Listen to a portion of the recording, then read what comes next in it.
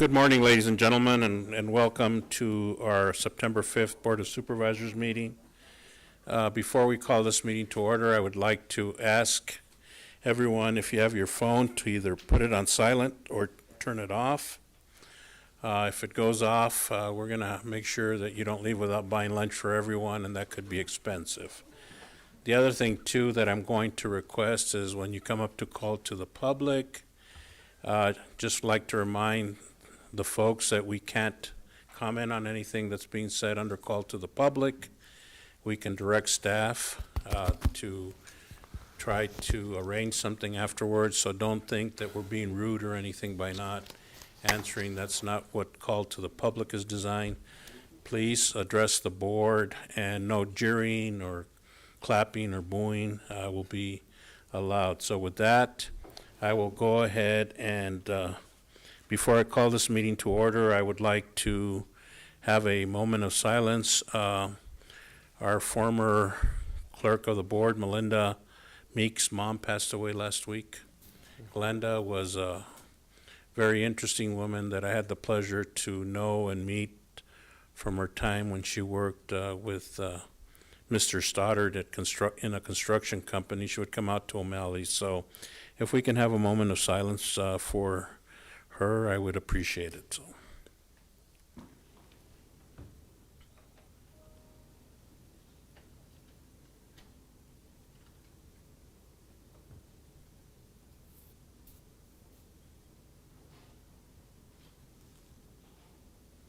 Thank you very much. At this time, I will go ahead and call this meeting to order, and let me see. Irasema, would you lead us in the pledge, please?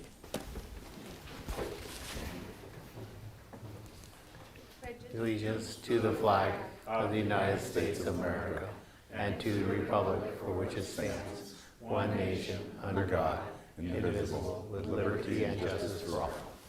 Thank you, Irasema.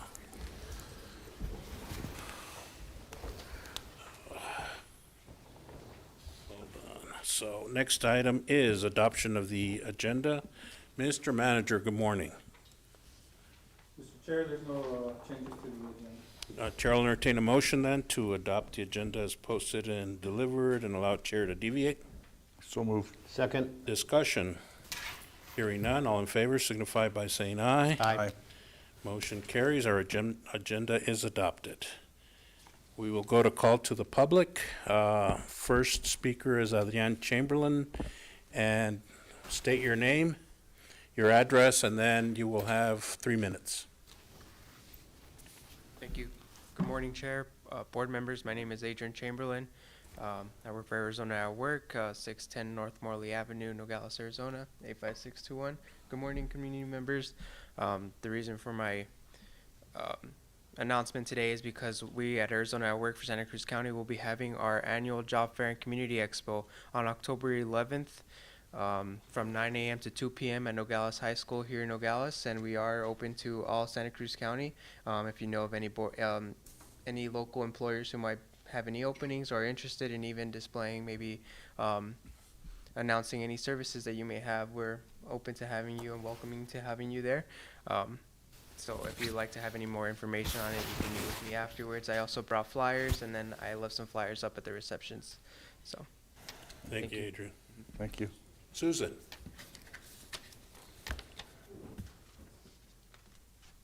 Thank you. My name is Susan Fobian. I live at 20 Kents Avenue in Rio Rico.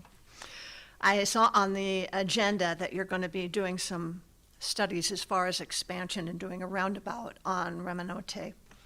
Currently, there is no need for a roundabout or any other enhancement or expenditure on Ramanote. Only a large expansion on North Pendleton would require any greater traffic accommodation, specifically for trucks. It kind of makes it appear that there's a plan in place that we, the great unwashed, are unaware of. I really request that there is more transparency, more openness as far as what your plans are We live here. It matters to us. Thank you. Thank you, Susan. Ray?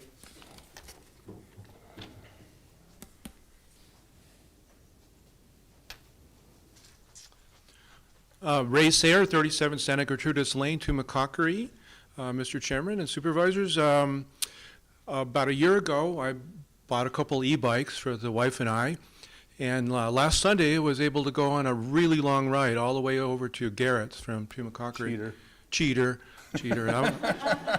Let's go out next time, I'll kick your tail. Just kidding, I'm sorry. The walking and bike paths, what a genius idea. Really well maintained, really well done. The trees are cut back in an ultra responsible manner. Whoever did that has done a great job. The public sees walking and bike paths, and what I see as well, something I talked with Jesus about, is additional fire cutbacks right there, so fire breaks. So thank you for what you do. Keep doing it. Let's add more of these paths. It's a great thing for the community. Thank you so much. Okay. Thank you, Ray. Thank you. No wonder you looked a little bit more fitter. Kathy Campana.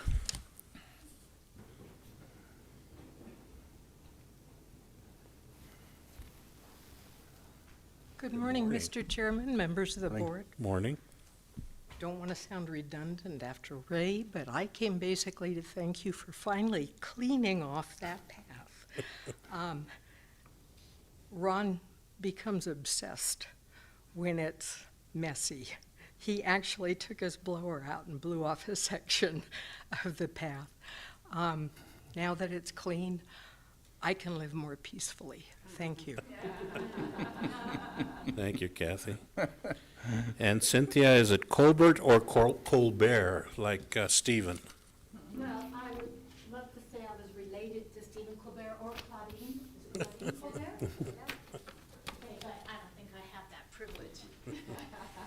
Good morning. My name is Cynthia Colbert, and I live in Rio Rico on Luna Court. And I'm here today to address action item I-4B, which is the roundabout at West Frontage Road and Peck Canyon. So my big question today is, why? Why? That's my question today. I have lived off Peck Canyon for 15 years and have navigated that intersection at least twice a day. And in my opinion, a roundabout there is not needed nor warranted. As you can see from this artist rendering of the intersection, the traffic to and from the landfill in the neighborhood at the top of the hill have the right-of-way. There is no stop sign there, and the roundabout is proposed here. Okay? Traffic from Peck Canyon, we stop at the stop sign, we look both ways, and if nobody is coming, we proceed.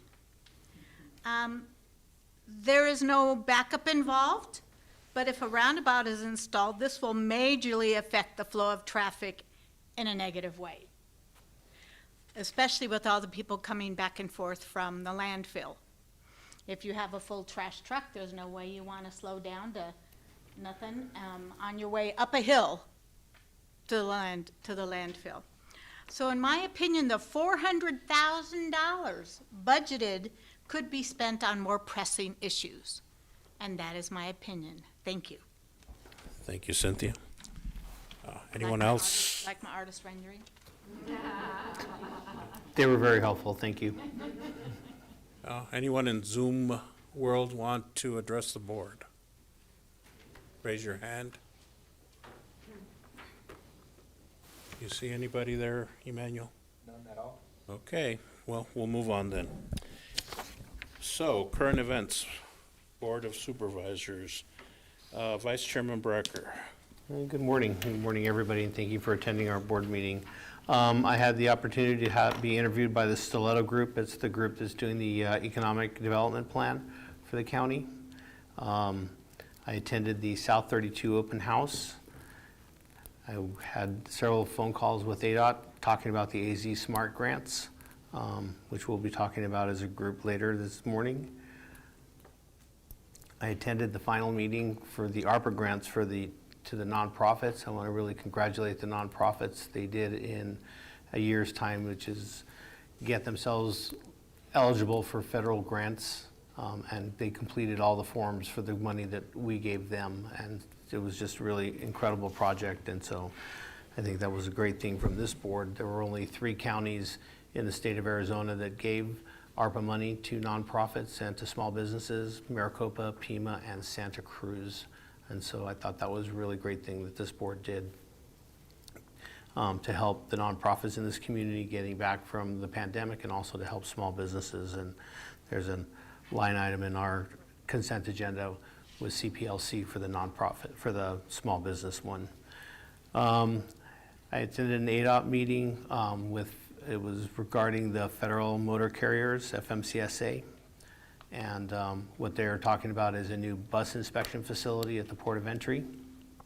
So we were relieved to hear that it was a bus inspection and not a truck inspection.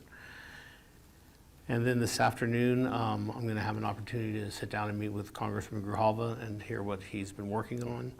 And then finally, continue to work with Pima County on migrants and moving them through our community. This is an incredible project. There's really 2 counties in the country that have taken the lead on doing this. One of them is El Paso County in Texas, and the other one is Pima County. And Pima County has been handling filing the federal forms for the grants and running through their emergency services department, coordinating with the emergency services department of Pima County, Cochise County, Yuma County, and Santa Cruz County to move migrants through our community into the shelters further north. Otherwise, we would have street releases, and it would be very unsafe for us in this community. So hats off to Pima County. I really appreciate the work that they're doing in the emergency services department, and also our emergency services department, because that's where all that coordination is happening. And that's what I have to report, Mr. Chairman. Thank you, Mr. Chairman. Supervisor Maleta. Good morning. Good morning, Mr. Chair. I too want to send out my deepest condolences and prayers to Melinda Meek and her family on the passing of her mom. Secondly, I met with the mayor and one of our local attorneys who's a resident of Meadow Hills in reference to their golf range and their facilities there. They want to revive it, and it's a good idea because there's actually no golf. We used to have 3 golf courses here in this area, and now we're down to none, and we only have 2 back.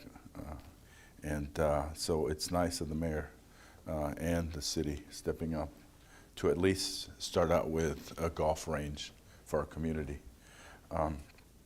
Lastly, I want to thank Santa Cruz Valley 35 for inviting me to the Hall of Fame last weekend. It was great to hear these teachers that were inducted, that were icons, are in our community and have lived the school district's growth and seen it all. Seen the rough times. They talked about when they taught in these trailers and how the school has evolved into a wonderful school district. And so congratulations to Santa Cruz Valley and all the inductees. That's all I have, Mr. Chair.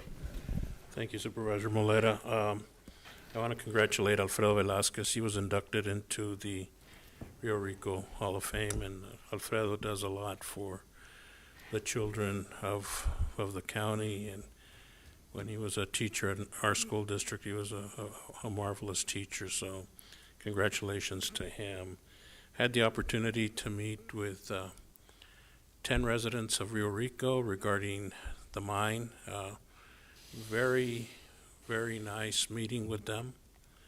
It was 10 people up in a house up, almost getting to Pima County. It was a 30-minute trip. But anyway, did have an opportunity. We did have a chance to talk, and very pleasant, very well received, and I think sometimes it's better just a little bit of communication goes a long way. So I was able to do that. For those of you political junkies, I know that a former Secretary of Energy and Governor from New Mexico, Bill Richardson, passed away. He was a nice guy. He was a young guy. He passed away. So, big loss for New Mexico and the country.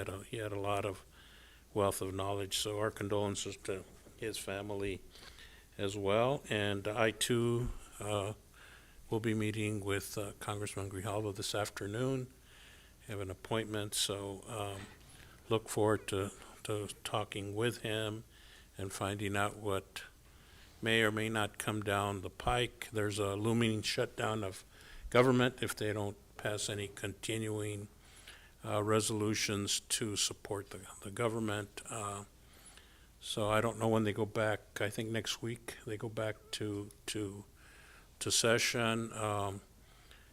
There's a lot of people that are willing to, well, the R's are willing to fund it, but they have added a lot of conditions to try to support it. So we'll see how that goes. Hopefully it doesn't happen that they shut down the government. It's bad enough that this last time that they took so long to have a continuing resolution, the credit status of the United States went down, which is not good for any of us. So hopefully they'll get some kind of consensus and compromise and continue the federal government going.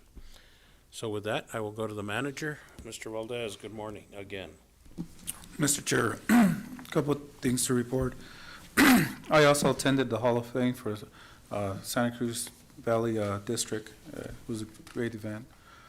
I also went to the nonprofit meeting, the nonprofits and their meeting, and all the good that came out of the county, supporting them with some funding and some forgivable loans. And also met with the city of Nogales, and we discussed the Parks IGA. Thank you. Yes, we'll move to item E, department reports and activities, finance, cash investment, expenditures, and revenue reports. Good morning, Mauricio. Good morning, Mr. Chairman, members of the board. Morning. Cash and investment report. The general fund has an overall balance of $16,533,822, with an investment amount of $14,869,000. The road fund has an overall balance of $1,728,852, with an investment amount of $7,299. The flood control district has an overall balance of $1,021,335, with an investment amount of $276,435. The jail district has an overall balance of $3,595,707, with an investment amount of just a little bit over $1 million. Total for all funds, overall balance $57,557,816, with an investment amount of $18,099,998, for an estimated end of the month balance of $11,296,090. Any questions of Mauricio? No questions. Thank you, Mauricio. Thank you, At Mauricio. this time, Chair will entertain a motion to recess regular session, convene into the flood control district. So moved. Second. Discussion, hearing none, all in favor signify by saying aye. Aye. Motion carries unanimously. We are now in the flood control district. Alan, good morning. Morning, how are you guys doing today? Morning, Alan. Cool. All right, I want to just read a little bit from this month's report, starting off with rain. We're below average, unfortunately. The average for the Nogales area is about 4.43 inches. We received the most rain at Sonoyta Creek at SR 82 over there in Patagonia, 3.31 inches, and the least amount was over here in Nogales, 0.67. After the report was written, we did get about a third of an inch of rain in the Nogales area, but we're still a little bit low.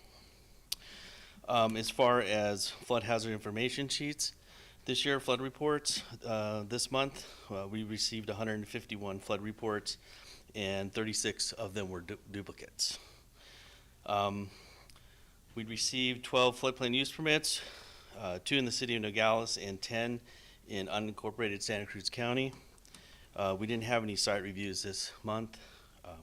We did get a few drainage complaints over in the Josephine Canyon Wash area in Rio Rico. We had about 4. There was a little bit of a nesting there, mainly due to a couple of storms that came through there. So I went out and took a look at those. As far as projects concerned, Ephraim Canyon project, we're in negotiations with our selected consultant, and we're developing a scope and fee. And as soon as we have that, then we'll be calling on you guys to take a look at it. Patagonia Regional Flood Control Project, that was, we had a stakeholders meeting August 2nd. We had representation from some of our consultants there. CMG Drainage was there, West Consultants, Kimberly Horn. And basically we discussed scoping of the project in Patagonia, looking to do some existing condition modeling through there, kind of get an idea of what the floodplain would look like with some new 2D modeling. Also, the next couple of steps, we're going to be looking at some mitigation efforts, what we might be able to do around that particular community to remove some folks from the floodplain. Moving on to Nogales Wash Restudy, we got some pretty exciting news from them. We did get our draft maps, and we had a chance to take a look at those. And there were some minor updates. We should be receiving word from FEMA very soon on the overall approval of the project. And once we do get that, then there'll be a 90-day waiting period as far as comments are concerned. A couple of things that did happen with the 2D modeling is we were able to remove some of the floodway areas within some of the streets within downtown Nogales, so that's helpful for permitting. There was some reduction in the discharge coming down the Nogales Wash area, and as a result, there was some lowering of the flood heights through there, which is, helpful to some of the downtown people. So that's some good news. Alan, Yes, sir. how far north does it come? Because I know that the city of Nogales wants to invest in the old Chase Bank building that's next to City Hall. Would they be out of that? There was one issue that they still thought it was under the old floodplain. I'm not sure if anybody's actually getting removed completely. As far as the floodway is concerned, we don't have it in the streets as much. So, that was kind of hurting people's ability to get permits. So that's kind of where we're at. To be honest with you, as far as where the Chase building is concerned, I'm not completely familiar with where that might be. I was curious. Mr. Chair, so the project, the limits of the study end on the northbound, right at the opening of the tunnels. So the next phase of what we're trying to do with the remapping would take into account the, Okay, great. the, Thank you, Jesus. yeah, the building of the city. Thank you. Thank you. Moving on to Proterra Creek letter map revision. There's been some new 2D floodplain and floodway delineation. And as a result of some of the new mapping, the floodway has been reduced slightly. So we're continuing on with the floodplain modeling through there. As far as the 404 for the project, Proterra Creek 404 compliance, looks like the Corps is ready to issue a permit, but they're waiting for the Fish and Wildlife on that. Santa Cruz County Community Rating System, our CRS 5-year certification. Looks like we've completed the package that's been sent to FEMA, and FEMA is going to go ahead and recertify us as a Class 8 community, which is important. That particular Class 8 certification will continue for the next 5 years, and there should be a confirmation letter coming from FEMA as far as our CRS rating. Ellen, Mr. Chair, on that one, so previously we had 10%. With the new certification, we continue to have 10%. Just, it's important to note that the city is not getting any of these reduction in their rate when they buy flood insurance. Currently, they're not in good standing with the CRS program, for information.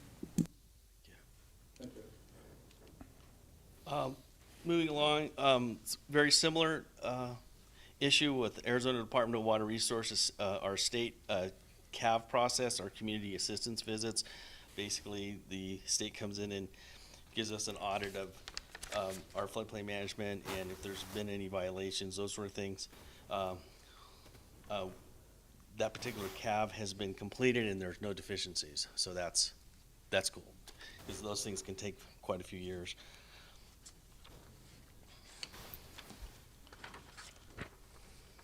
And I think that's it for us, and I know the town manager's here from Patagonia. So you don't have anything from the city of Nogales, Alan? No, sir. Okay, so Town of Patagonia, come up to the podium. Morning, Ron. Ron, you're the next contestant on The Price is Right. Now, the one thing I would like to say, Mr. Chairman, members of the board, I'm jealous of Alan's ponytail. I tried. You could have one too. Yeah, I tried. It didn't work. Couldn't get a rubber band around it. Hey, thank you for all you're doing for the town of Patagonia. Right. So go Gentlemen, ahead, sir. Good morning. Morning, sir. The town of Patagonia still has some concerns with the School Canyon failure of the CCC structures, the Civilian Conservation Corps structures that were built back in the late 30s. Alan, along with Bob Proctor of the Flood and Flow, and also Denise Bowden of South 32 have toured it, and also Daisy Kinsey with the U.S. Forest Service has toured it. Unfortunately, the U.S. Forest Service has said they're underfunded and understaffed at this time.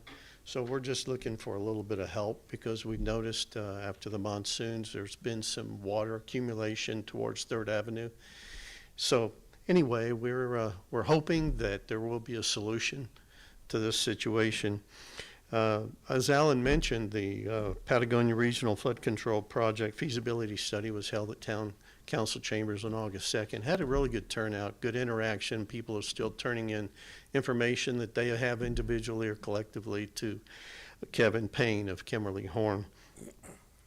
During this past month, we had a presentation by Chris Kuzdas and Morgan Ross of the Environmental Defense Fund Water Leadership Institute. And they have programs to create watershed development management committees. And so the town is going to be introducing that on September 26th, having a meeting with them and the town council chambers to see if we can do something that will get more involvement within our community. The next Flood and Flow meeting will be September 14th via Zoom. I have an additional request to the Board of Supervisors. The town of Patagonia would like to begin discussions with the County Flood Control District in regard to the county becoming the Patagonia Floodplain Manager. We feel it would create better continuity of information to request for flood hazard information and give the town better credibility in floodplain management. The town is being required by ADWR to modify our Chapter 13 flood damage prevention, and we think it would be advantageous if the county would consider and agree to adopt, for the town to adopt the county's floodplain management code. We hope you would consider our request. Thank you, gentlemen. Thank you. Thanks for coming in. Yeah, thanks. So Jesus, can you kind of meet with them and Alan, kind of get something onto a future agenda? Sounds good. Thank you. Okay, public comments. Any comments? Come on up, Ray. So you want an easier path for your e-bike? I'm losing a pound on the way up, so. As you know, about 3 weeks ago, I conducted a tabletop exercise here for emergency management. It involved a hazardous materials spill and ensuing fire on Highway 82. What we had done on the sim table, which is a 3D projection system, is the fire got embedded into the bird sanctuary, and then we did some predictions on fire flow into Patagonia. So as a result of that, my recommendation was to increase a fire break over there on the west side. And the only thing that I would mention is if you start making efforts in that area, please coordinate with the flood control district because it may have an impact on that. Thank you. Thanks, Ray. Anyone else? Anyone on Zoom World? Okay.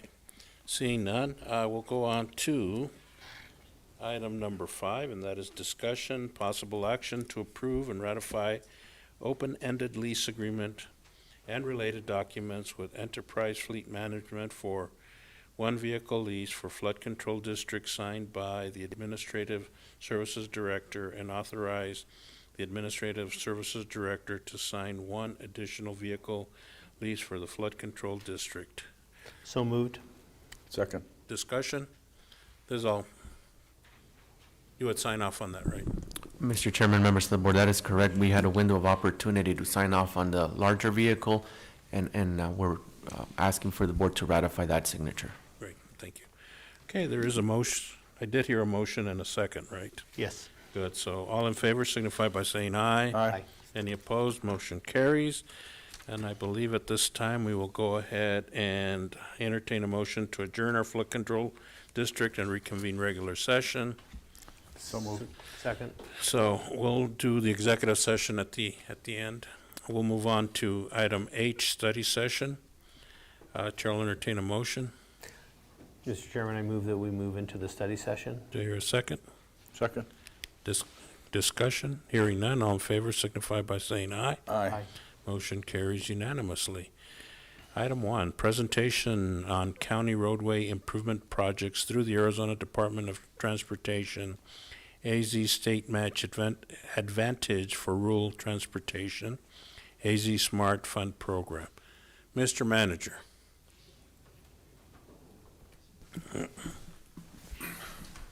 Mr. Chair, so the county's been coordinating with ADOT and their grants team. One of the things that we want to accomplish and maybe hopefully apply for the AZ Smart program is the traffic, is for two traffic is for the design of the two traffic intersections at exit 12 and exit 17 and the frontage roads on both sides. This alternative number 1 would be, just to give you a recap of what was designed already or planned for. This came out from the project assessment that ADOT conducted in 2018.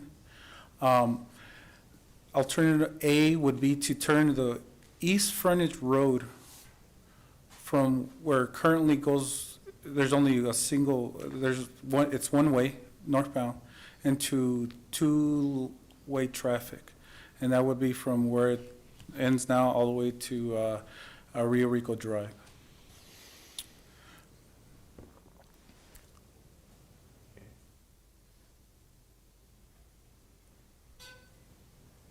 There you go, thank you. The other thing that would be included in the grant that we submit to the AZ Smart would be alternative D. That was the preferred alternative when it came to looking at the Ruby Road TI.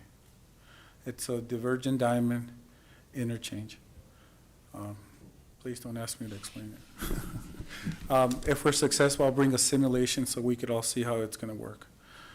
What it involves is improving the ramps and the frontage and the approaches to the bridge and the south leg of the east frontage road and the north leg of the east frontage road. So this also help with the new truck stopped at their building, I guess on the south end of where Pilot is? Yes, when they designed their development, they took this into account. And then, thank you. And then also included in the application to the AZ Smart would be alternative E, which is the connection on the West Frontage Road from Rio Rico Drive to the West Frontage Road, or which is about Camino Calabazas. So you continued it north? Yes, yes. So these are the three, these alternatives that were identified in the project assessment. We'll look at these alternatives and bundle and do an application to AC Smart. The request is for $3.2 million, with the county, county providing $500,000 with the money that was received from the state last year, or this year. Gentlemen, questions, comments? So that, ADOT reached out to Santa Cruz County. AZ Smart is a program that was part of the recovery plan. They gave money to all the different state transportation departments to help to build local infrastructure and to get plans ready. If you apply for these funds, it is a requirement that you also apply for the federal money to build the project. So if you just go and you apply for the funding and you say, this is what we're going to do, and then you don't follow through and apply for the different federal funding streams through the transportation department, then the county will be responsible for repaying this money back to the state. So it's an effort by the federal government directed through the state to get projects going locally. So this was the funding hasn't really been used in Arizona very much, so this is a really good opportunity for us to work on a program on an issue that we've been trying to figure out funding for many, many years. You can see that we had this design concept report finished in 2018, and so we've been trying to get funding for this. And when I say get funding, we're trying to impress upon the Arizona Department of Transportation board that this should be in their 5-year plan and not in their 10-year plan. But I guess the win is that we're in their 10-year plan, which means we're a step closer to the 5-year plan. But we really need to get this situation resolved for the people that live on Ruby Road, because the congestion is terrible in that area. The diverging diamond is something that ADOT is going to be the third or fourth diverging diamond that they do in the state of Arizona, where they have put them in. They're very successful in moving traffic through. And so us having this study, it means that we'll actually have plans, design plans to give to contractors to get bids to do this. Right now, to do everything excluding the West Frontage Road is projected at about $50 million. When we started, it was projected at about $34 million. So, yeah, this is something for me in District 3. This is a very, very important project. I think one thing when we see the East Frontage Road going all the way through to Rio Rico Drive, and people are going to be concerned about the truck traffic on Rio Rico Drive. For me, my concern with ADOT that I raised was I don't want to recreate the problem on Rio Rico that we see on Ruby, and that those northbound trucks that are coming on that East Frontage Road, we don't want them turning onto Rio Rico Drive. We just want them crossing the road at a stoplight and then merging onto the freeway. So that was a request during the conversations that we had with ADOT that I made of our district engineer. And so if we do get the funding to do this planning, that's when those kinds of issues can be addressed, excuse me. Supervisor Maleta? Mr. Chair, I just personally want to thank Jesus, his staff, and all involved in these projects, because I agree with the Vice Chair. We sorely need it, not just on the east side, we need it on the west side, obviously, in District 2. And it would be nice to have the full flow of the west frontage. It's sorely needed, because it would help alleviate the major congestion we have of all the parents driving their kids to Calabasas and Desert Shadows. It's a major congestion there on Ruby, and it'll be real nice to have alleviation there. And it's a good project, and it's something we need to really focus on and see about getting funding for. That's all I have, Mr. Chair.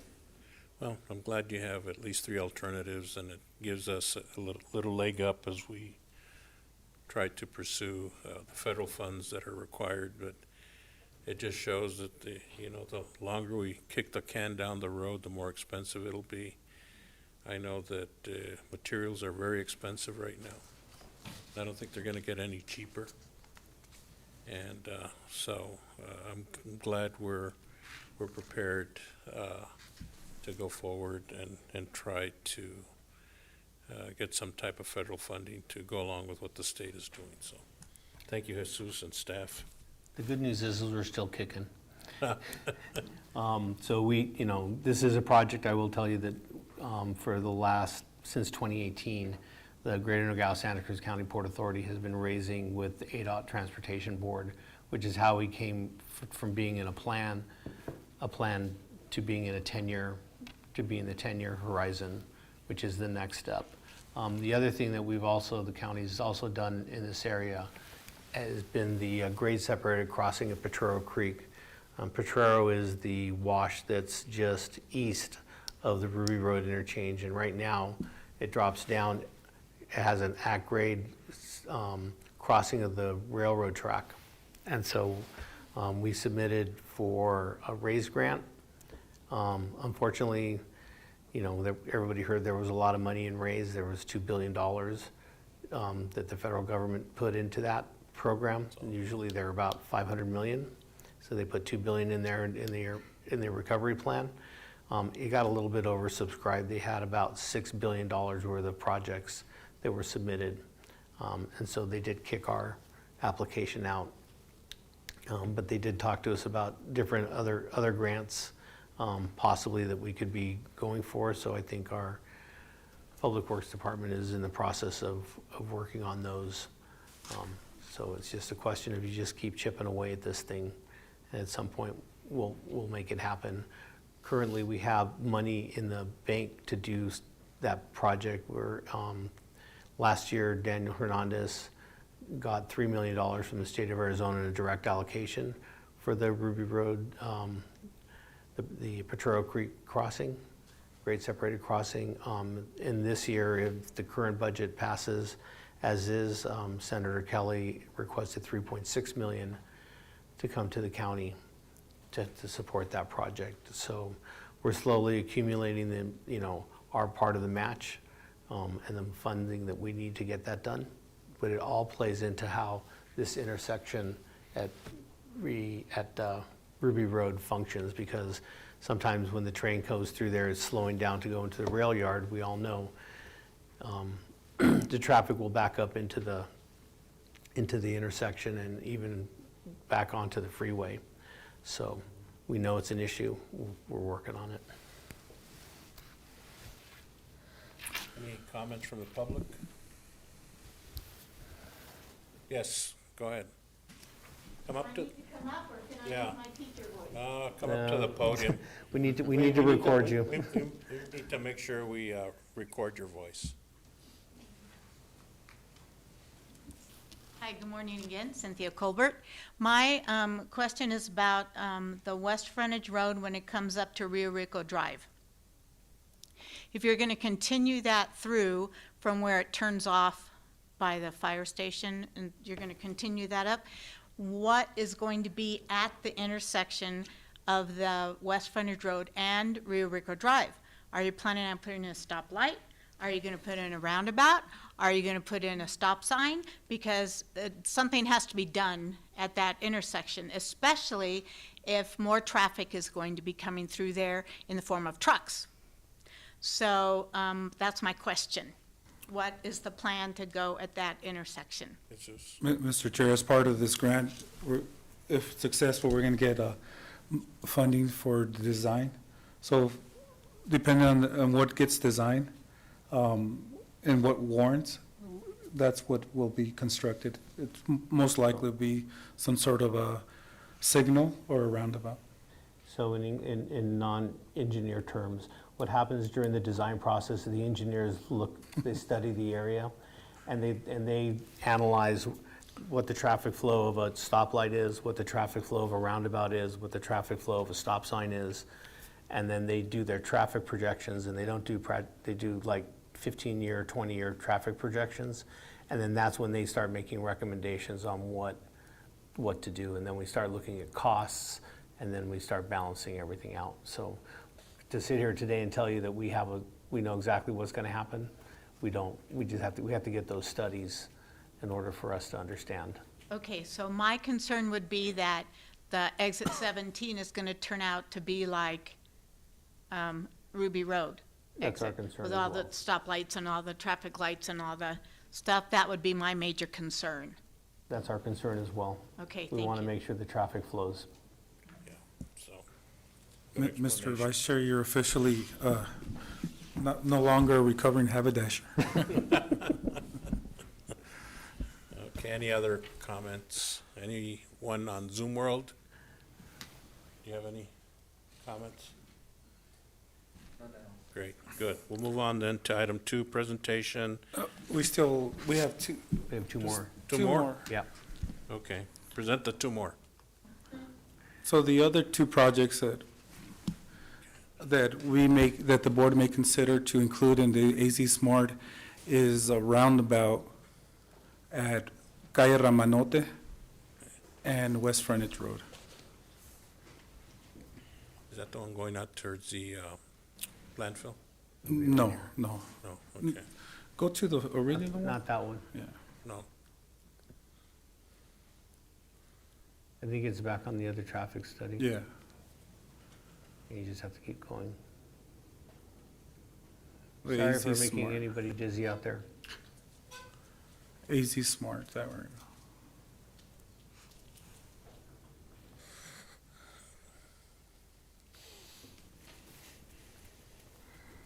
So is that how our roundabout's gonna look like? Great seal, nice, mosaic work. Yeah. You can see it from space. You find it yet, Emmanuel? Okay.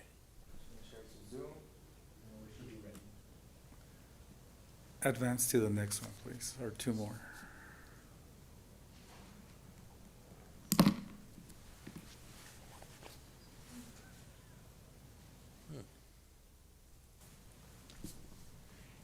Technical difficulties. One more. There you go. Okay, is that the one? Yeah, so this is the current configuration of the intersection of Camino Ramanote and West Frontage Road. Right now, the reason it warrants some improvements is because the northbound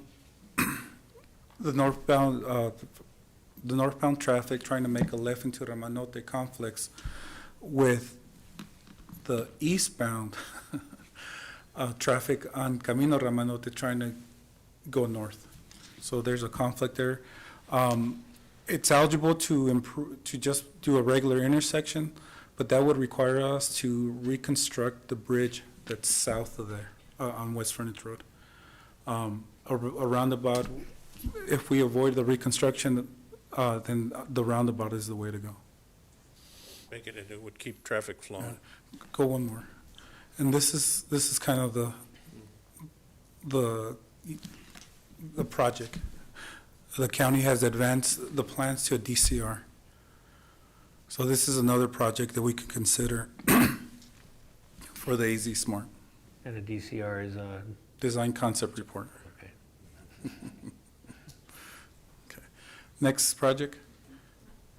So, Oh, go ahead. come You have on a up, question? Cynthia. No, she wants to comment. Okay, I might as well stay up there. Okay, so, Go back to Roman. I'm talking slow. Right there at that intersection that you're talking about, there is a path along the side of the road on the east side of the street. So that path will be reconstructed as well to go around the roundabout. There's also a bench sitting there right at that intersection on the walk, on the path, that has a nice shady tree over it. So is that going to be under consideration to be moved as well? Because it will have to be, if the roundabout's put in, it'll have to be moved. So I just want to make sure that all that stuff is in place for our people that walk, even though you're planning to really disrupt the traffic there. And before, the reason for the roundabout was because Cal Portland was going to be putting in more. They were expanding and going to put in more, and more trucks would be running. So that was the reason to have the roundabout before. But now it's changed for regular traffic and not truck traffic. Is that my understanding? Both traffics will be accommodated. Okay, so there is going to be more truck traffic there as well. It currently warrants an improvement. So all that means is that when they look at the traffic analysis, it's needed now. Okay. I disagree, but then that's my opinion. Thank you. Go ahead, come up to the podium. So that would keep everything flowing. Right. Good morning, Supervisors. Jerry Navarro, Rio Rico. I live in that area. I agree we do need it, and I know why, because of Cal Portland. My biggest concern is going to be the roundabout being big enough for the trucks to make, if they want to go northbound, they have to go to the right and come around to go north. If it's not big enough for those trucks, they're going to start invading the center part of that roundabout, which creates a big concern. I just hope that they take that in consideration, that it's big enough so that and wide enough so those trucks can go around. Of course, going to the right would be no problem, going, in other words, southbound. But going northbound, those trucks are going to have to go around the roundabout, creating quite a bit of a problem. And we're going to have to change the speed limit signs because obviously when you come up to that, it's a yield sign for everybody going into that roundabout. Traffic inside the roundabout, it has a right-of-way, not the people coming into it. And a lot of people don't understand how a roundabout works. Having been a highway patrolman for 30 years, I know. Having lived in Mexico City and learning to drive in Mexico City on the roundabouts over there where they have 12 intersections into one roundabout, I know. So I'd like those things to be considered. Thank you. And I know that the one that they built going south here to Mariposa, there's been several big truck accidents there with people that don't understand the dynamics of what the roundabout is, so. They're speeding. Yeah. That's the bottom line. Still, they don't understand the dynamics, that's why they're speeding. Uh, Personally, I don't like them, but that's my personal opinion. So this is the other project for the board to consider. This is an existing roundabout on the Peck Canyon TI and West Frontage Road. The county first constructed this project to alleviate the necessity to have sheriff's deputies down there. We call it a mini roundabout. It's worked well. The thought process there was to alleviate the necessity to have a deputy and also to see how the public would take it. We heard mostly good, they like it. At this point, we would like to expand it to a normal-sized roundabout. kind of accommodate the bigger traffic or bigger trucks, like Mr. Navarro said. So this would be a reconstruction of that roundabout. And there's probably some zoning there for construction of a hotel and something else, Yes. so would make sense. And gentlemen, Do we have any traffic counts through that roundabout? I'll get you, yes, we do have some traffic counts, and I'll make them available. Okay, thanks. Supervisor Maleta, anything? No, ultimately, I think these are good projects, and the key is going to be to make sure we have good signage, and obviously, it's new to our community. The one in Peck Canyon has obviously worked really well, and it's a small one. So once we construct them the way they're supposed to be constructed, I think it should work really well at both spots. And again, thank you. Thank you for these projects. I think they're good projects, and they're sorely needed. Thank you. Good to go. Any other comments? Go ahead, Cynthia, come on up. We're gonna get your steps in. I know, right? Okay, so, my question is, the first, thing that I, on call to the public, when it said Peck Canyon and, West Frontage Road, that wasn't talking about the road Peck Canyon. Was that talking about here, the exit from the freeway? Correct. Because that is, you should say freeway exit, because the name of that is not Peck Canyon. Peck Canyon is a different road. And that's what I was addressing, Yeah. because it said Peck Canyon The Peck and West Canyon Frontage exit. Road. It's a But Peck this is, Canyon It's the exit. Peck Canyon exit. it's the Peck Canyon exit, but it's not Peck Canyon Road. No. Okay, We stand thank corrected. goodness, because that would be horrific, as I already told you. Now, my question about this one is, are they just gonna make the one lane wider? Is that what the plan is? To make the roundabout wide, bigger. Right, the one lane that goes around. It's not gonna be a Yes. two-lane roundabout, it's gonna be a one lane? Okay, so then my concern, once again, is the walking path that goes around behind that. So if anything, it's on the, left side of the screen. It's on The the west west side. side of the roundabout. Just to make sure that that is still gonna be in place, because people use that to walk to school, to go to, Quadamundi, the middle school there. So that has to be taken into account as well. Okay, All right, thank you. thank you. Okay. Go ahead, Jared. Have we talked to the consultants about, the AZ Smart program, applying for one, applying for two, applying for three? There hasn't been, so I think as far as the consultants, they're still trying to understand the AZ Smart. There's been some guidance from ADOT, and you've been in some of those calls. There's also been some guidance from Siegel. It seems like, I think you described it earlier, the way you described it was perfectly.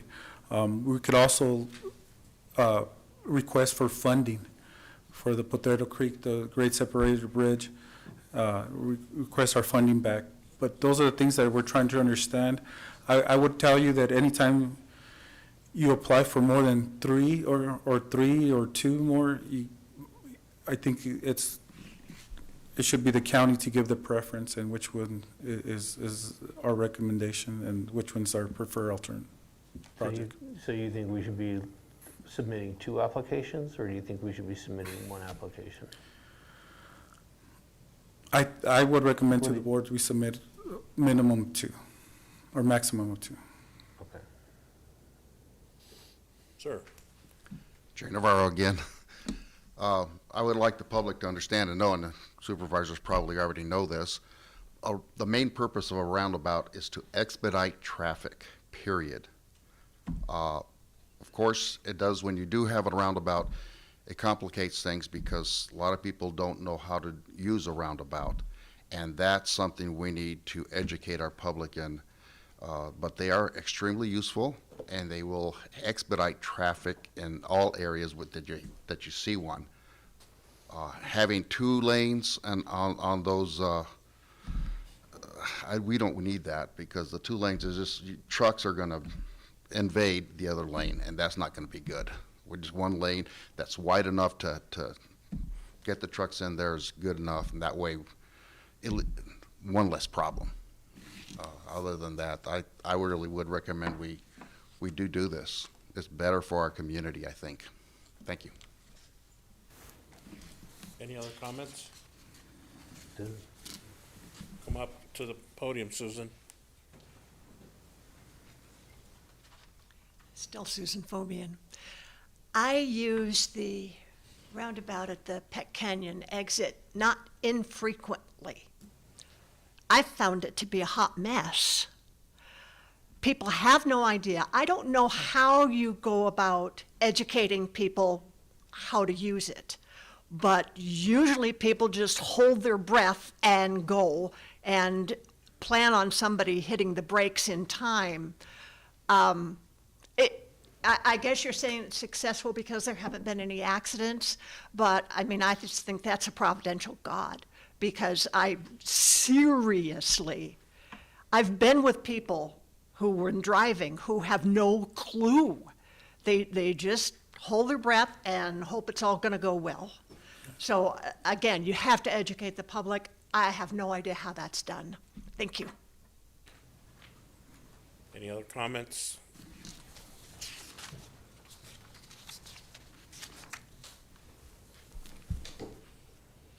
Morning, Mr. Chair, members of the board, and staff. Katie Sayer.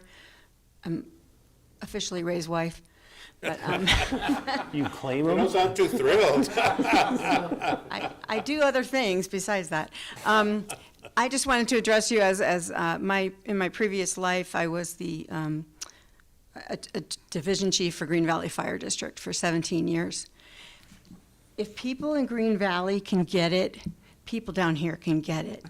It's not, I mean, it takes time and it takes patience, but roundabouts do work. I know with the fire mechanics, fire engines, it's really hard to get sometimes in a corner, and the roundabouts are faster. There's an ease of motion. I'm not sure with semis and trucks, you have to obviously make it bigger. But honestly, if people in Green Valley can get it and not kill each other frequently, then I know the people down here can get it. Thank you. Thank you, Katie. Mr. Chair, Yes. the one on Canoa Road works really well. I think they did a real good job with that one. That's true. I agree with you, Katie. Any other comments? Anyone on Zoom World?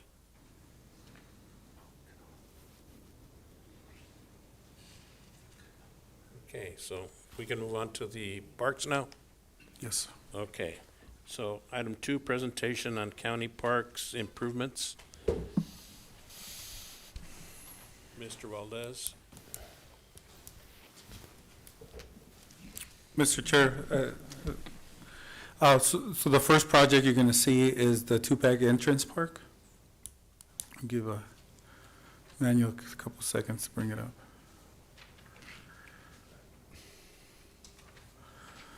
It's a project that we've been working with the community and have presented to them a couple of times and received their suggestions, implemented some of the stuff that they had concerns about. So right now it's ready to be constructed, and want to present it to you guys so we see if you guys have any questions. Looks blue to me. Oh, It'll be wow. nice blue sky. There you go. So in conjunction with the Community Development Director, he was instrumental in helping design this project. I'll talk to you about the street improvements that will happen in this. But what you see in this park is some overhangs for shade and two bocce ball courts, and some decomposed granite as walking, and some trees. In addition to that, you see improvements and additional parking on Tubac Road, with a parking lot on the southeast side of the park itself. It's a good design. So this is almost like gateway to Tubac. Yes. So You guys people have any still questions? play bocce ball? We'll learn how to play bocce ball. If we can teach them a roundabout, we can teach them bocce. This is a plan view layout of the, Wasn't of there the more park. call for pickleball courts? That's next. I mean, why invest in something that that's in nobody's the- going to? That's in the next to park. use? Well, that's my 2 cents. Go ahead. Just to let the board know, we're still keeping some of the existing planners and the sign of Tupac. Those were incorporated into the project. When we construct it and go out for bids, we'll use a combination of flood control because we're constructing a basin, roadway or HERF money, and general fund money. It looks like you have a couple crossing walks marked out there that don't exist right now. Correct. That's good. Very nice. Great. Good. Next slide. This is the Damon Park Sports Field Expansion Phase 1, where the new tennis courts. Myself and Supervisor Moleta have spoken about maybe converting one of them into a pickleball court.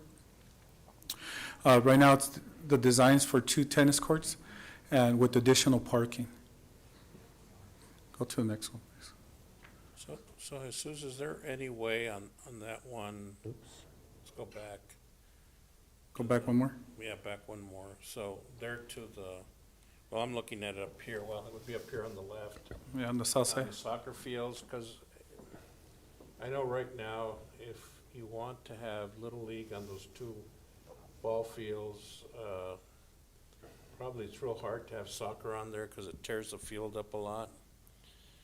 And so maybe, we can try to find some kind of funding and create those soccer fields sooner than later, because I know there's people that are always coming up and they need, for the young people to practice and get those done, so that we could probably maybe invest a little more, work with the city to get these 2 parks for Little League tournaments up and running without having them to worry about the soccer. And because, I mean, I don't know how current this picture is, but the field doesn't look very good.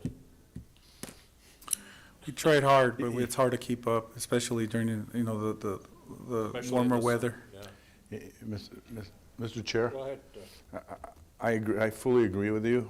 I think we need to start looking into the Calabasas fields Also, and maybe doing something huge where you can use for soccer and maybe use for big events.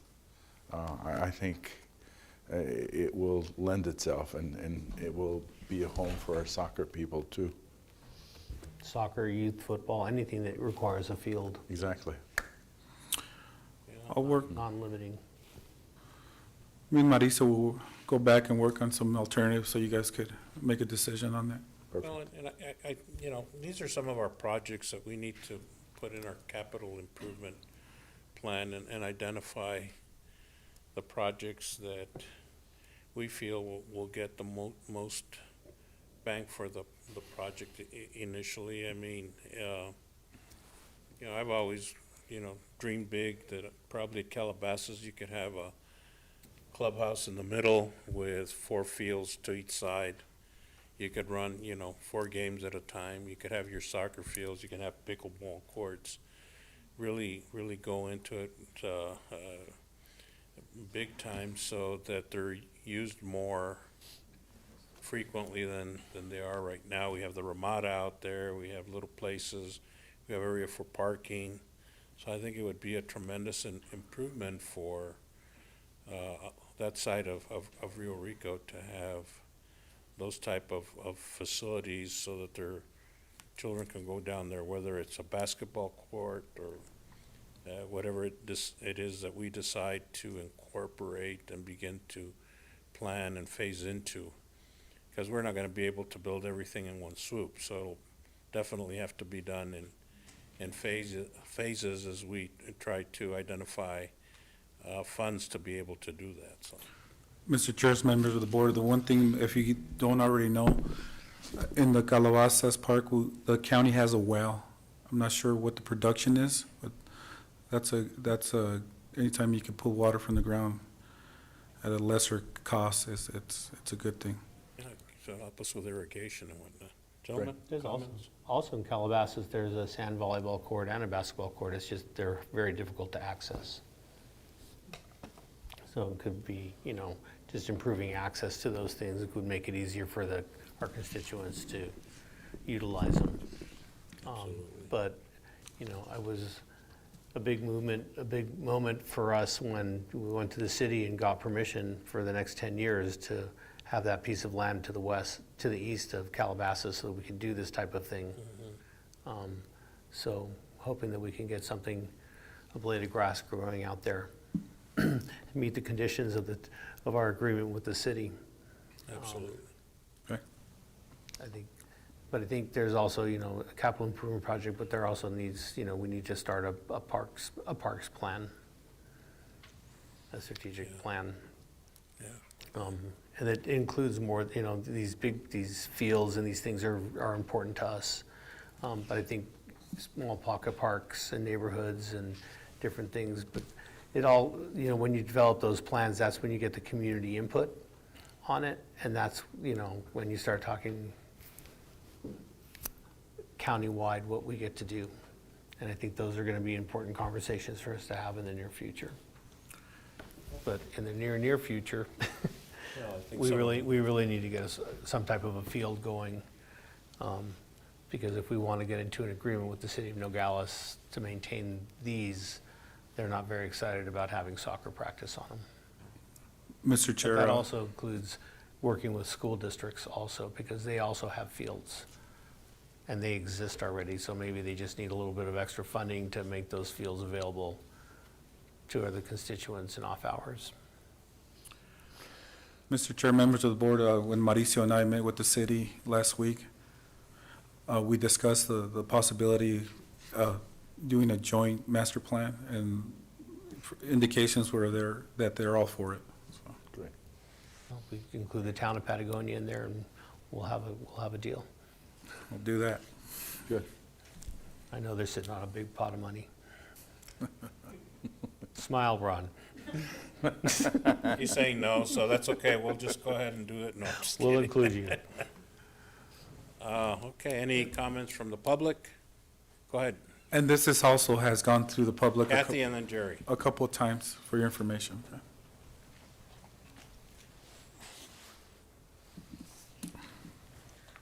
Good morning, Mr. Chairman and Good morning. members of the board. I'm still waiting for a park in northeast Rio Rico. We have more population up there than any other place in Rio Rico right now. It's growing like crazy. And we have no park. The closest park would be Calabasas, which is, 9 miles south of where most of us are. Your closest park is Ron Morris. Well, Tubac has all kinds of parks, but they're old people. And the kids, He lived there.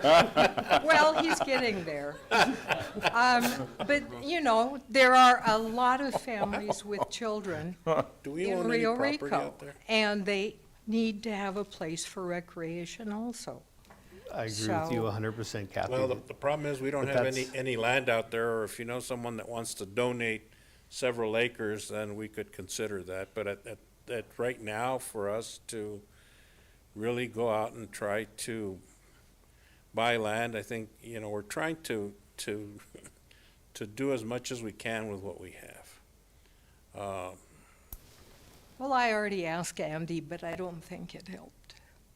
Well, Kathy, that's why I think a Parks Master Plan is an Yeah. important thing to develop, because it takes into account the community input and the community participation. And it really gives us a lot more information to work with when we're trying to make a decision. In the meantime, we're kind of working with what we have. So, I know. I know. Well, Well, like I said, along with a just strategic plan, you need the the funding, so that's where a CIP comes into play for us. I've been too. patient for 20 years. I can wait. Well, Thank hopefully you. it'll happen sooner than later. Any other comment? Jerry, Ray. you have something to say, Ray? Okay. Go ahead. Jerry Navarro, Rio Rico again.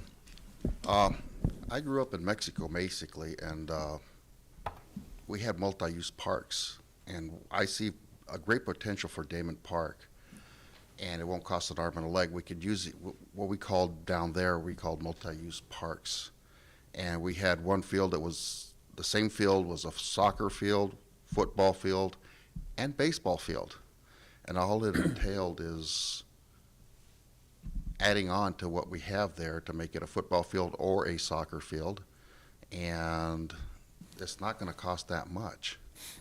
And knowing how to use the fence to where we can move the fence around on both sides, so you'd have two soccer fields and two football fields. I know those plans because I played on them. Having been a coach here and in Little League, I've used those fields and they're awesome. I just think that we need to take advantage of the land that's there and just do a little bit of accommodation to make those into two soccer fields and two baseball fields or two football fields all in one, that will existing what we have. And I know how to do it because I played on them before. I do agree, though. She's right. We need something on the north end of Rio Rico on the east side. We need a park over there, a big one, because it is growing quite a bit. And I'd like to see baseball come back, please. Thank you. Come on, Ray, come and ask your question. You're getting a lot buffer. Do you need a charging station for your e-bike? Hey, that's a really good question there. My apologies, I haven't spent much time at that park, but is there a restroom there? Does it have drinking water? And are there lights or is there a plan for Which lights? park, Damon or Calabasas? Damon. Damon has restrooms and drinking fountains and a Drinking Ramada, fountain. and so does Calabasas. Okay, and lighting? No? Yeah, for the, Wow. yes. Damon has lighting on the fields. Awesome. Any other You comments? can't do fire drills on it. Yeah. Any comments from Zoom World? No? Okay. Let's go ahead and adjourn our study session. Yep, Chair will entertain a motion. So moved. Here a second? Second. Discussion? Hearing none, all in favor signify by saying aye. Aye. Motion carries. We are now convened into our regular session. Action items. 1, County Supervisors Association report to the Board of Supervisors. Craig, good morning. Welcome to.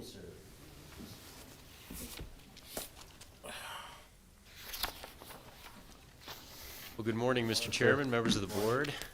Thanks for giving me this opportunity. For the record, I'm Craig Sullivan with the County Supervisors Association. It's my pleasure to be here with you today. Yeah, you know, I also forgot that Alan Stevens passed away, who was a former executive of CSA when I got started and state senator, and he was a good guy. He really was, Mr. Chairman, and he was very helpful to me when I came on board, kind of mentoring me and showing me the ropes a little bit, so he'll be missed. Go ahead, Craig. So first of all, my purpose today is just to report out to you on the activities of the association. It's really important for me to stand before this board and share a little bit about what we're working on, what we have been working on, where we're going, and then to field any questions. And I did provide a report for you. There's a lot of content in here.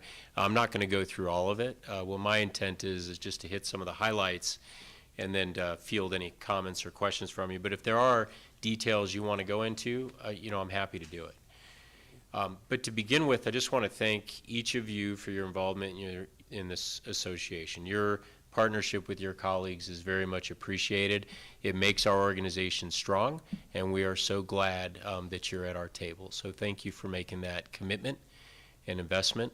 And I want to extend my appreciation to your professional staff as well, because we rely heavily on that connection with this professional team to serve your county. And so kudos to them for their work and for their partnership with each of us. As we go through this, and I'm sorry, Ms. Schultz, should I grab a clicker or just kind of, I should have checked that out in the beginning.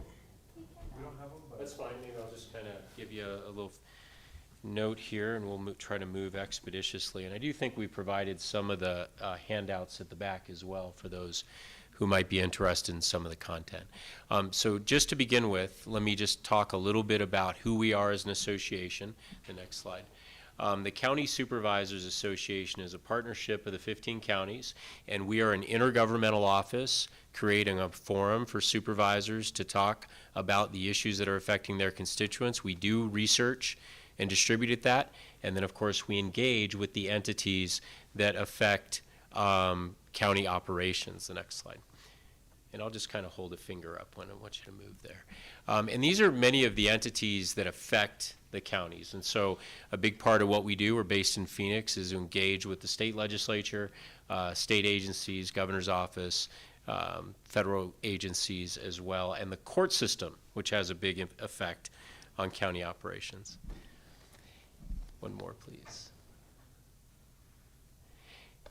So in the balance of the presentation, I'll touch a little bit about what we do in terms of capacity development, talk about our research program, and then I'll wrap with a little bit about the legislature that went fairly long this year. But this is a lot of content, but a big part of what we do in terms of capacity development is just getting everybody together to talk with elected officials and policy professionals about issues that are relevant to county government. And so these are the speakers who came through our group and visited with you over the last year, and we are setting that agenda going forward as well. And we were very pleased that Governor Hobbs made one of her first stops coming by to meet with the local officials because she understands the partnership with the counties, and we've been really pleased with that partnership. At the bottom in the orange, you can see what we call professional affiliate groups that we work with, and this is where we partner with the professional staff folks to help provide a tight network across the counties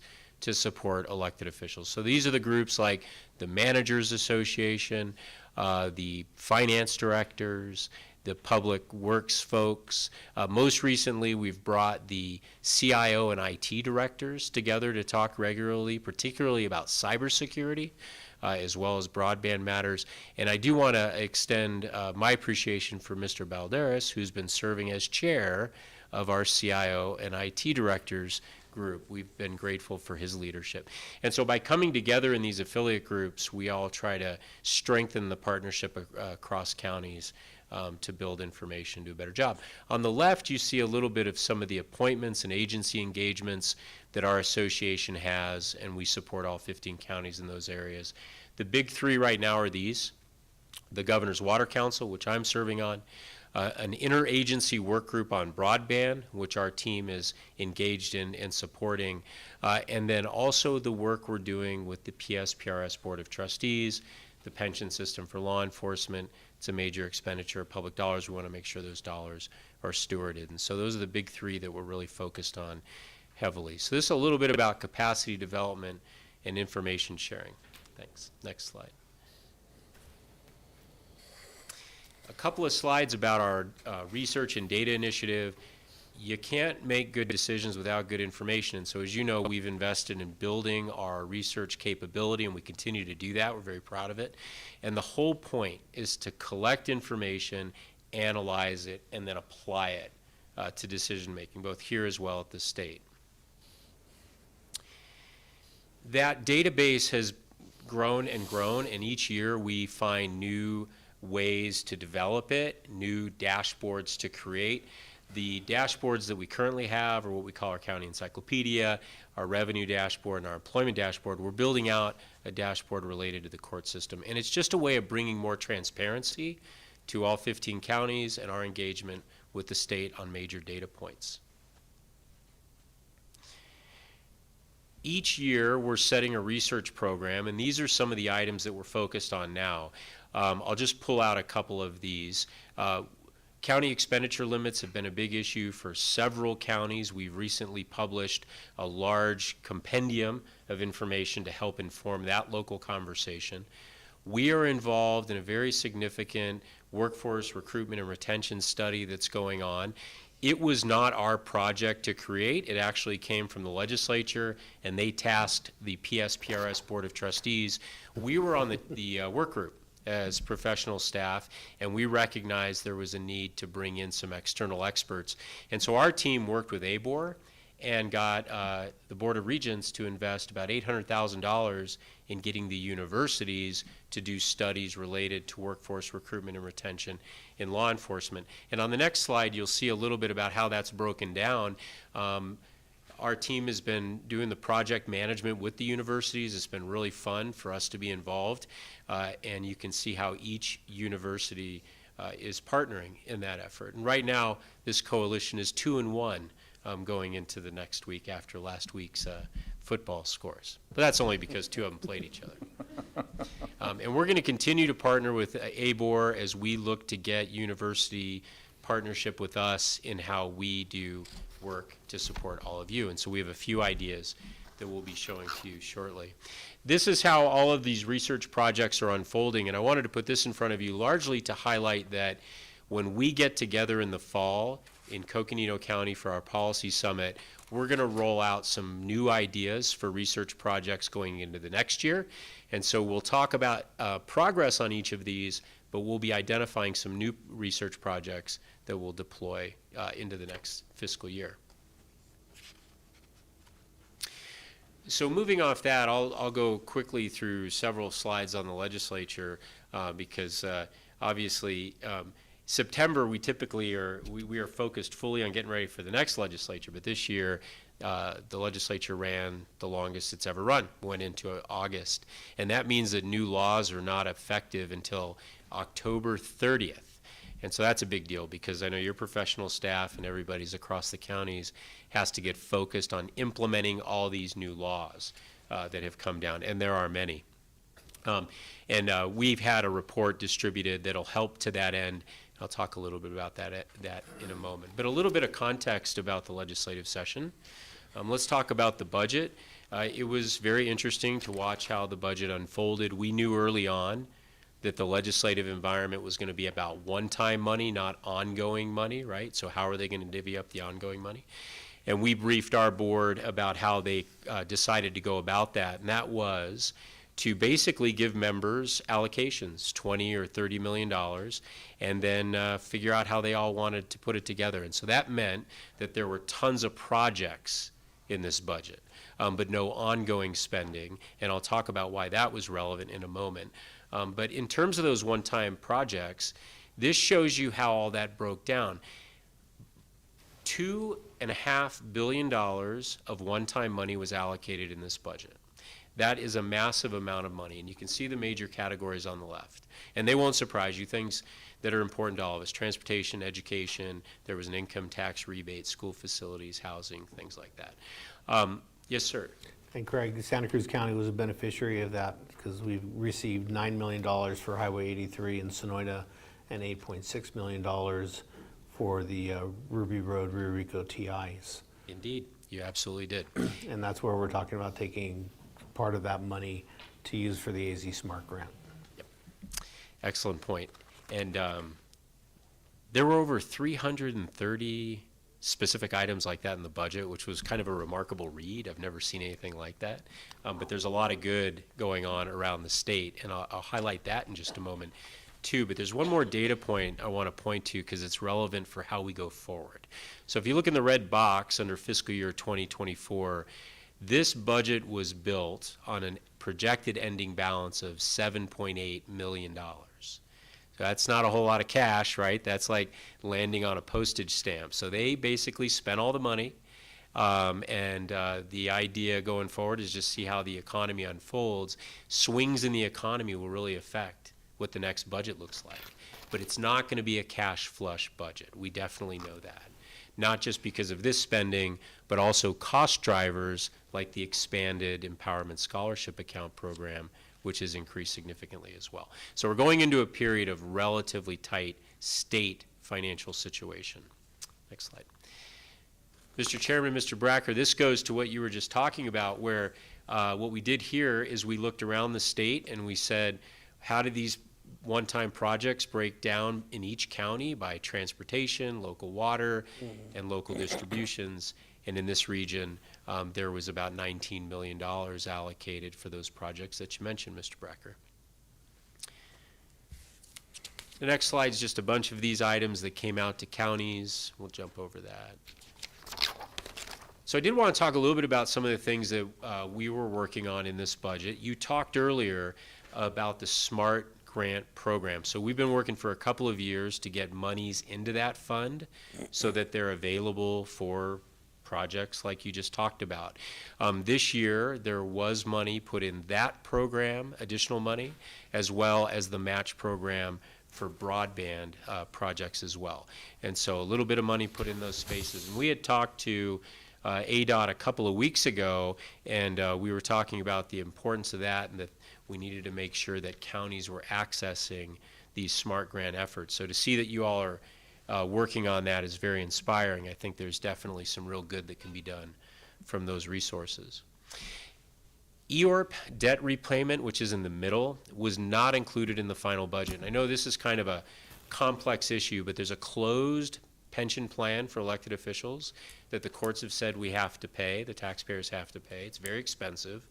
We had put on the table a plan at the request of the Appropriations Chairman in the House to pay that down on a more accelerated schedule. And that plan would have saved taxpayers about $677 million over the life of the repayment of that program. Because of the way they did the budget, which was more project-based and individual member-based, big ticket solutions like this didn't make it onto the table. And so we were disappointed in that because there was a real opportunity to save the taxpayers a lot of money going forward with all the cash that they had on hand, but this context didn't allow for it. So that's still an issue we're going to have to work on going forward. Thanks. Just quick little commercial. We do take bills in for our member counties. 6 were adopted by our board, 4 were viable, and those 4 were signed into law. Did want to talk a little bit about our reactive advocacy effort. Hundreds of bills that come into the legislature affect county government. And so what we do every Friday is convene in our Legislative Policy Committee. Mr. Malera, thank you for serving in that capacity, and thanks to your team for providing information to support us. We had a pretty good year working on amendments and working on issues that were of concern for us. I think that it is useful to have a governor of one party and a legislature of the others, because it does migrate the conversation to more bipartisan conversations. And so I think that was a net benefit in working with lawmakers this year. This just shows you some of the key policy areas we're involved in, and you get it. It's a very diverse policy portfolio that counties have to operate in. I put this slide in, so the governor did set a record in terms of vetoes, a pretty remarkable amount of vetoes. But really, the story here is that overwhelmingly the vetoes were partisan bills. And so the governor set a signal earlier that, folks need to work together. There were very few bills that were bipartisan bills that were vetoed, but there were some, including the tamale bill that was very well publicized. But most of these were what I'd characterize as partisan bills. We'll bounce over this. These are just bills of concern. We'll see some of these come back. I put this slide in there for you. These are all enacted bills. These were all signed by the governor. And the key takeaway is they're just basic government policy changes that the legislature had to put in place that touch county operations. They're also the items that we want to work with county professional staff on implementing. So if there are questions about new laws that come online, please grab us. But there's not a whole lot here to really pull out and spend a lot of time on. I did want to talk about elections because it's such a salient topic, and there's a lot going on in this slide, but there wasn't a whole lot that went on in terms of ultimate results at the legislature. There were 119 election bills that went through, that were in the process. Only 35 got to the governor's desk. 1 was signed into law. And so again, they're really trying to focus on bipartisan solutions as it relates to elections. The governor does have a bipartisan task force evaluating elections policies. We'll see those come out, and then we'll evaluate them and get your feedback on them. I did want to acknowledge the good work of our colleagues over at ACO, who represent the recorders and the election officials. They've done yeoman's work, and we've supported that in bringing the facts to this conversation. Our whole lens is about what's reality, what's identifiable issues in the election system. We can work with that, and we're always willing to make process improvements where it's identifiable and will serve the larger election system. The next slide will talk a little bit about water, and there's a lot of content here too, but there wasn't a lot of work at the legislature on water. Overwhelmingly, that is in the Governor's Water Council. And so when we get together in the fall, we'll be talking about some of those recommendations and getting your input on those as we go into the next legislative session.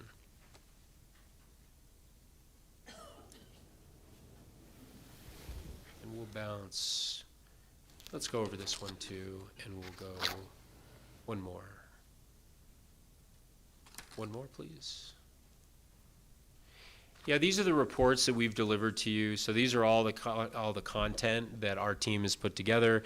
If you are having trouble sleeping, this is a good place to start. Just start reading these things. But they are the sum total of what was done at the legislature and what it means to county government, and it's what we use as resources to implement all these things. And then the final slide, as we wrap up a session, we start getting ready for the next one. And so we are diligently working to prepare for the next session. I just wanted to thank you for your involvement in all of that and encourage your participation in our policy summit that we'll be having in October. That's where we're going to get everybody together to set our agenda going into the next legislative session. And it's really how we all strive to work together to be good partners with the state on all the work that needs to be done to serve constituents locally. So I do want to thank you in advance for your participation in that effort. We're really looking forward to that. And I'd be remiss if I didn't thank this young man for moving the slide deck for me, so thank you very much. I do appreciate that. And Mr. Chairman, again, I want to thank your board for your involvement and your partnership. And I know it went fairly rapidly, but you have a lot going on, but I'd be happy to stand for any questions or address any comments from the board. Well, thank you, Craig, for making the nice drive uphill. Yeah. Because we are uphill from Phoenix. And thank you for rescheduling. I know that we had intended to have you much earlier, but thank you for rescheduling. We do appreciate the hard work you and your staff do in keeping us informed.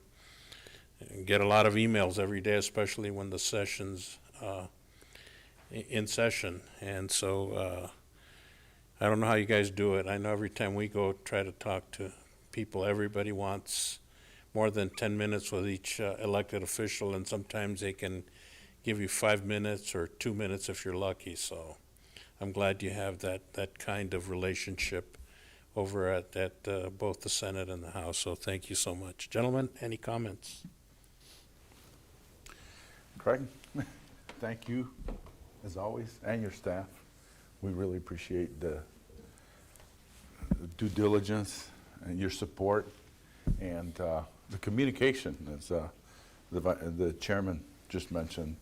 When you want to quash a bill, we get the email, we get on it. When you want to support something, we're all on it, and it's a great team effort, and I thank you. It's our pleasure, sir. Anything, Mr. Vice Chairman? I just, the work that the counties, when I got elected, I had no idea that there was a County Supervisors Association. I had no idea what they did. But I don't think that we could do our jobs without them. They were very wise supervisors many years ago who decided that they needed to have a legislative advocacy group for county supervisors, because we have the role that supervisors play are very different than what a sheriff, a recorder, a treasurer, those other elected people play. When we start dealing with things of budget, those are things that they're not necessarily, as attuned to. but we need to be laser focused on. And the legislature is really, really good at passing costs down to us and making great tax cuts for the people across the board. And then it comes down to us and we go, well, how the heck are we gonna pay for that? But this is the first line of defense that we have. This is the County Supervisors Association. They keep an eye out for all those types of bills that will affect us at the county level. And then really give us an opportunity to advocate on behalf of our constituents to say, that, you know, this is really a state function or this is really a non-starter. But you have county supervisors from across the state that are calling their individual representatives that are in the legislature, telling them all the same thing. So they really, really get the message across. Okay, sometimes they don't listen to us, but at least we have we develop a really cohesive message. And all that is really because of this man and the team that they put together at the County Supervisors Association. So the work that you do is invaluable, so thank you very much.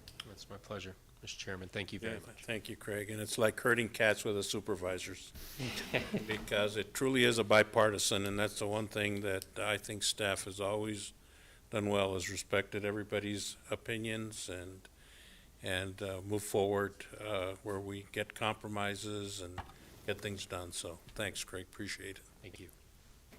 Okay, we'll move on then to item 2, discussion, possible action to approve proclamation in support of Mexico Independence Day on September 16th.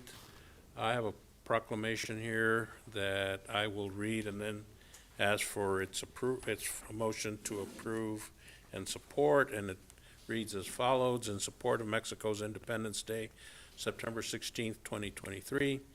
Whereas there is a significant population of residents of Santa Cruz County whose roots and strong ties go back to Mexico, and whereas the countries of the United States of America and the United Mexican States are peaceful nations that both enjoy liberty, freedom, and democracy, and whereas the Mexican Consulate General of Nogales of Mexico in Nogales is the official representation of the Mexican government and establishes permanent contact with the people of the local community living within its jurisdiction to expedite necessary information about their country in a way that will protect Mexican residents living in the area, and whereas the Mexican government, through its official representative, the Consulate General of Mexico, serves and has served the Mexican residents in the local jurisdiction since May 14th, 1885, and whereas the County of Mexico started the fight for independence from Spain in 1810 and has always celebrated with El Grito de Dolores on September 15th and Independence Day on September 16th, and whereas on September 15th, 1810, Father Miguel Hidalgo y Costilla rang the bell of his church in the town of Dolores, state of Guanajuato, to gather the people and call the cry of independence known as El Grito de Dolores, the cry of Dolores. And whereas Santa Cruz County, in conjunction with the Mexican Consul General and Mexican citizenry of the county of Santa Cruz, Arizona, the Mexican American community, and our neighbor city of Nogales, Sonora, celebrates a special occasion of the independence of Mexico. Now, therefore, be it proclaimed that the Board of Supervisors of the County of Santa Cruz County and the residents of Santa Cruz County join in congratulating the Mexican people and government in the celebration of their independence, and convey through the Consulate General of Mexico in Santa Cruz County continued prosperity and peaceful relationships between both countries and cities, with a spirit of cooperation that unites us as an economic, cultural, and historical region now and in the future. Passed and adopted this 5th day of September 2023. Rudy Moleta, member. Bruce Bracker, vice chairman. Manuel Ruiz, chairman. Chair will entertain a motion. Move to approve. There, second. Discussion. Hearing none. All in favor signify by saying aye. Aye. Motion carries unanimously. Thank you, gentlemen. Item 3, discussion and possible action to authorize staff to advertise and request bids for A, the 2 back entrance park construction, and B, the Damon Park courts. Chair will entertain a motion. Move to approve. And I will second. Any discussion? Hearing none, all in favor signify by saying aye. Aye. Motion carries unanimously. Item 4, discussion, possible action to direct staff to submit applications to the Arizona Department of Transportation, AZ State Match Advantage for Rural Transportation Funds. Item A, 3.2 million for design of the East Frontage Road, Ruby Road, Rio Rico TI, ADOT Project 019 SC 007 HA 401 2L. Do you want to handle them individually or do all three at once? I think we have to have a discussion. Okay, well, that's the first one. Let's discuss that one then. Okay. Item A. So we need to have a motion before we have a discussion. So I'll move to approve. Second. Okay, there's a motion and a second discussion. So I have a question from our attorney. Are we allowed to discuss all three of them at this point, or only the one that we made the motion on?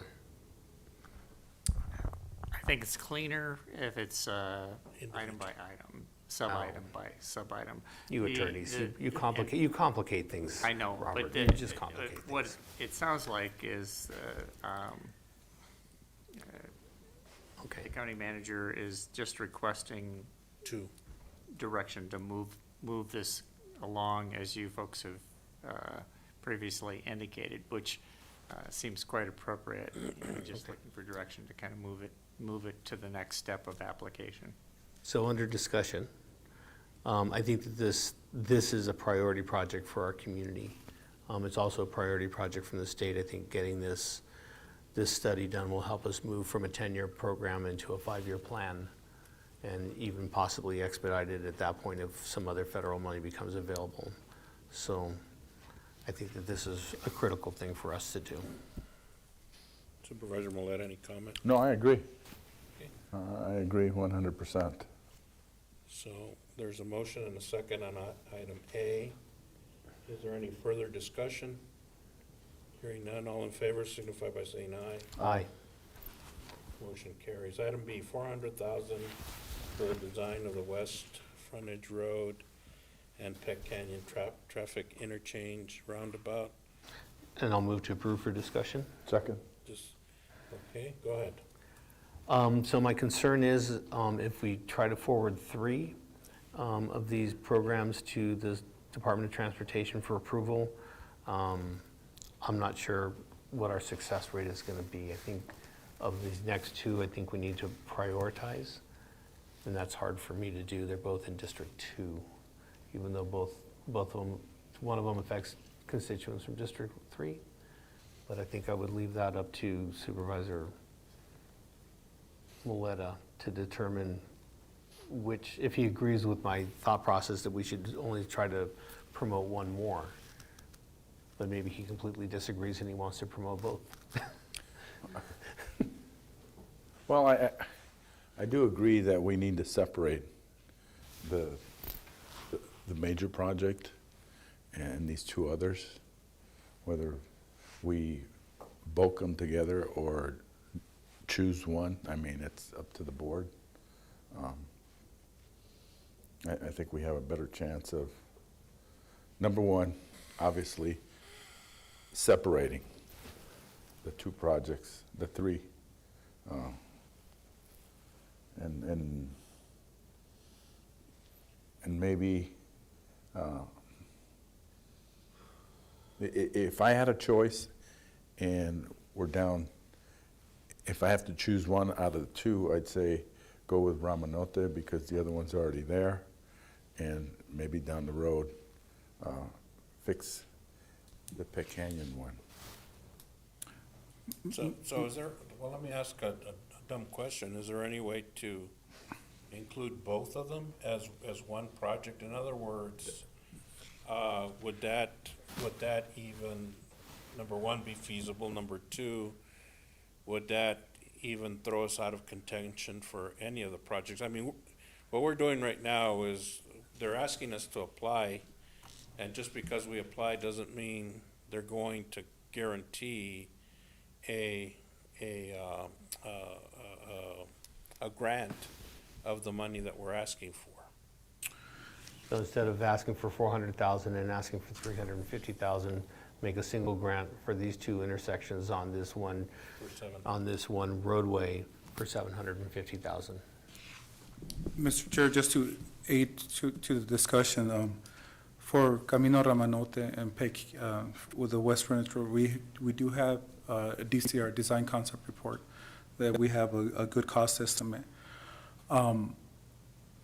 So That's for the two roundabouts. just for single roundabout. The other one's existing, but we don't have any planning document. I think what we could do, if the board likes, is there's opportunities to still apply for grants through SEGO, and that's something that we could pursue.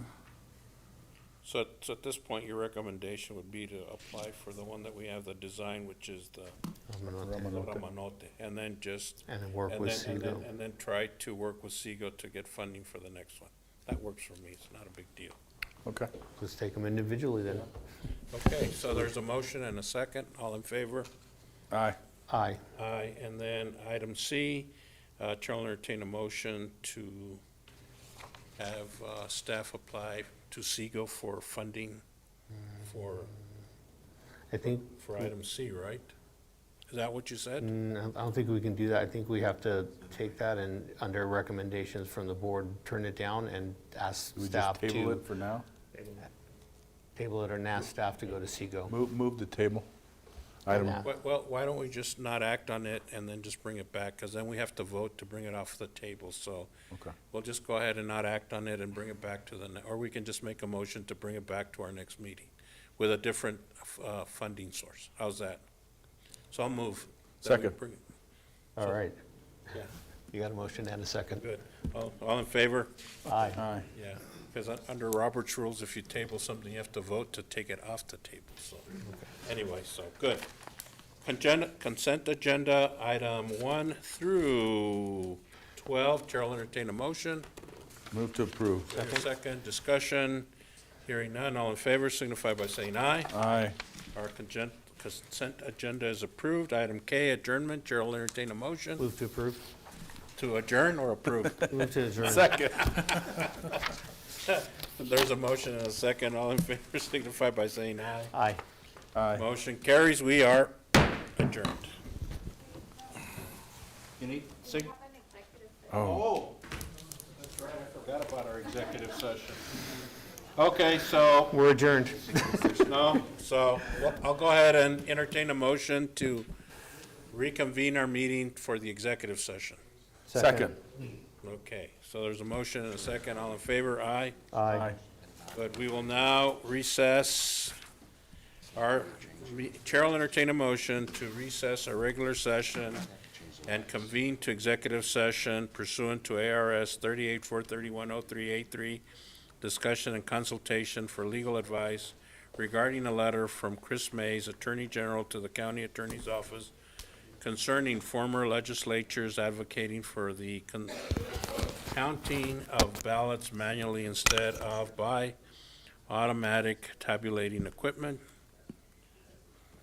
Here. Chair will entertain a motion. Move to approve.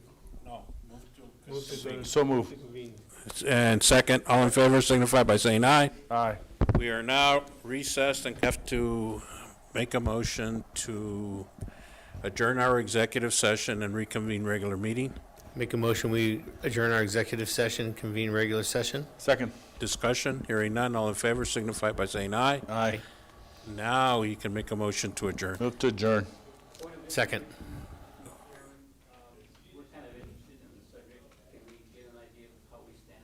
On which subject? Oh, well, we can't give you anything because it was an executive session. So there's a motion and a second. All in favor signify by saying aye. Aye. Aye. We are adjourned